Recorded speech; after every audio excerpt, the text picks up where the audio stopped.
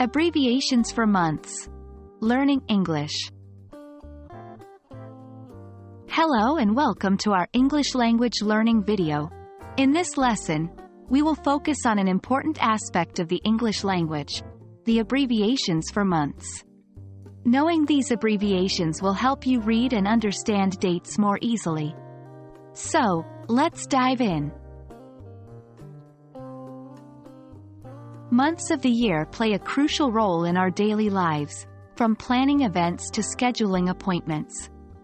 In English, each month has its own abbreviation, which is used in various contexts.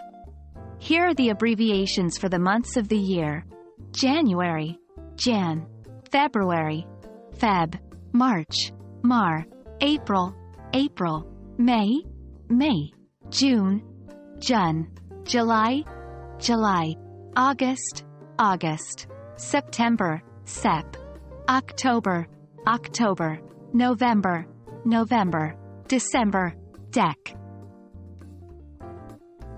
These abbreviations are widely used in written English, especially when writing dates or referring to specific months in a concise manner. Now that we know the abbreviations for the months, let's explore how they are used in practical situations. Writing dates. When writing dates, we often use the format of month per day per year. For example, if today is March 5, 2023, we would write it as March 5, 2023. Here, Mar is the abbreviation for March. Referring to months.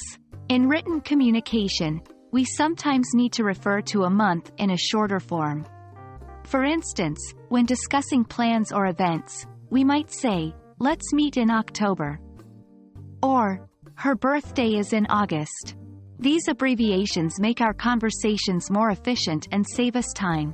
Formal and informal usage. It's important to note that while abbreviations are commonly used in informal contexts, informal writing or official documents, it's preferred to write the full month name. So, when writing a formal letter or an academic paper, it is best to use January instead of Jan, and December instead of Dec. Congratulations! You have now learned the abbreviations for the months of the year in English. Remember, using these abbreviations will make it easier for you to understand dates and communicate effectively. Keep practicing and incorporating them into your English language skills. Thank you for watching, and we hope this video has been helpful. Stay tuned for more exciting lessons on English language learning.